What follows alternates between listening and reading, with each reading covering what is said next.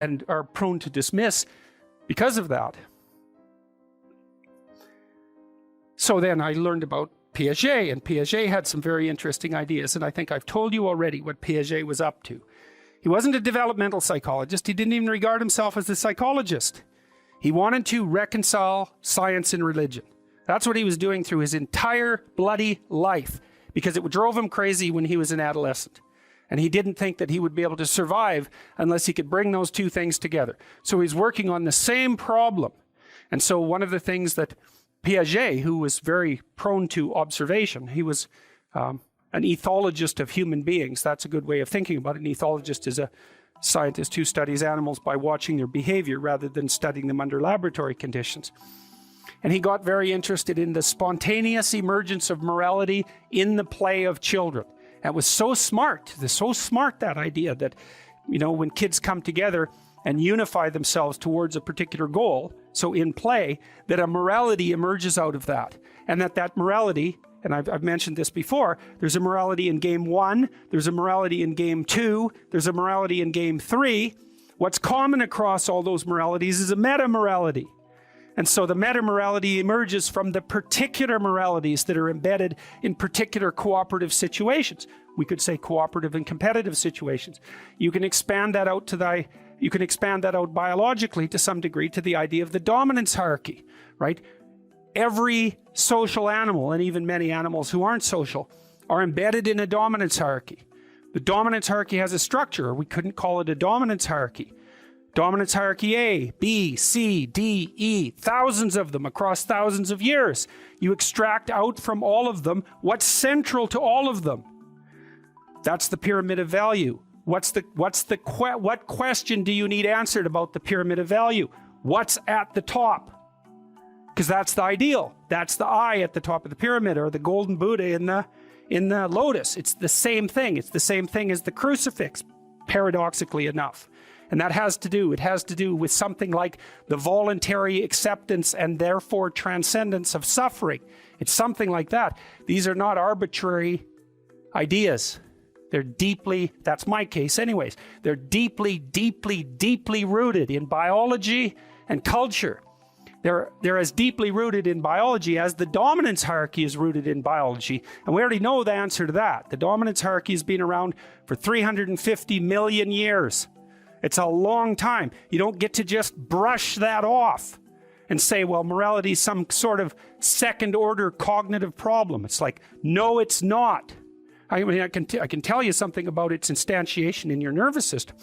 You have a counter at the bottom of your brain that keeps track of where you are in terms of your status, and it bloody well regulates the sensitivity of your emotions. So if you're at the bottom of the hierarchy, barely clinging on to the world, everything overwhelms you. And that's because you're damn near dead. And so everything should overwhelm you. You've got no extra resources. Any more threat, you're sunk. So you become extremely sensitive to negative emotion, and maybe also impulsive, so that you grab while the grabbing's good. And if you're nearer the top in the dominance hierarchy and your counter tells you that, then your serotonin levels go up, you're less sensitive to negative emotion, you're less impulsive, you live longer, like everything works in your favor. Your immune system functions better, and you're oriented at least to some degree towards the medium and long-term future. And you can afford that because all hell isn't breaking loose around you all the time. And so then the question is there a way of being that increases the probability that you're going to move up dominance hierarchies? Well, that doesn't seem to be a particularly provocative proposition, unless you think that it's completely arbitrary and random, and that you can think that if you want, but I don't think there's any evidence for that whatsoever. I mean, we certainly have, even for sexual selection, we impose criteria. They're not random and arbitrary. So, okay, so back to Jung. So what was Jung trying to do? Well, he was trying to see, Jung believed that once we had stopped populating the cosmos with gods, that they went inside. That's a good way of thinking. Well, think about it this way. You know, an archaic person looks at the sky and uses his imagination to populate the sky. What's the sky? Well, it's the constellations. It's the domain of the gods. Well, why? Well, because the gods are what are out there beyond your understanding. Well, that's what you see when you look up at the sky. So you populate the night sky with figures of your imagination. So the gods are the things that you broadcast out of your imagination and see spread over the world. It's like the contents of your unconscious are manifesting themselves when you encounter the unknown. It's exactly what it is. That's exactly how else could it be, right? You're projecting your fantasy onto what you don't understand. That's how you start to cope with what you don't understand. You populate the unknown with deities. Where did they come from? They came from your imagination. Well, what happens when you take them out of the world? Do they disappear? No. They just go back into your imagination. So that's where Jung dug down to find them. That's the same motif as rescuing your dead father or rescuing your father from the belly of the whale. It's the same idea, is that the corpses of the gods inhabit your imagination. So where do you go if you need to revivify them? You go into your imagination. And that's exactly what Jung did. And I mean, this is no secret. If you read Jung, he tells you that's what he did. He tells you that's why he did it. It's not an interpretation on my part. Well, so then the question is, what's down there? Is it just mess and catastrophe? Or is there something in it that's patterned? Well, Jung's proposition was that you rediscover the great archetypes that guide human being by investigating the structure of your imagination.